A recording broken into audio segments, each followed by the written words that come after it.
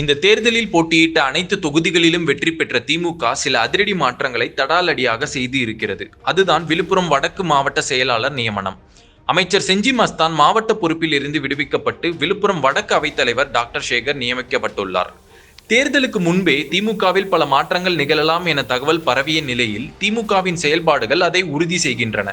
MLA Pugazhendhi இறப்பால் Vikravandi தொகுதி இடைத்தேர்தலில் திமுக வேலை செய்ய செஞ்சு மஸ்தான் இந்த மாவட்ட பொறுப்பில் இருந்து நீக்கப்பட்டார் என்ற தகவல் வந்தாலும் அது உண்மை இல்லை. இந்த முடிவு தேர்தலுக்கு முன்பே எடுக்கப்பட்டது என்ற அதிர்ச்சியூட்டு தகவலும் வருகிறது.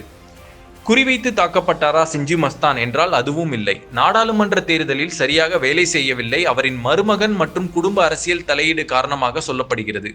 மருமகன் மற்றும் மகன் அவர்களுக்கு கொடுக்கப்பட்ட பொறுப்பில் இருந்து நீக்கப்பட்டுள்ளனர். மரக்காணம் கள்ளசாராய கைது பேசு பொருளாக மாறியது. திமுக வார்டு 20 கவுன்சிலரின் கணவர் மருவூர் ராஜா குண்டாசில் கைது.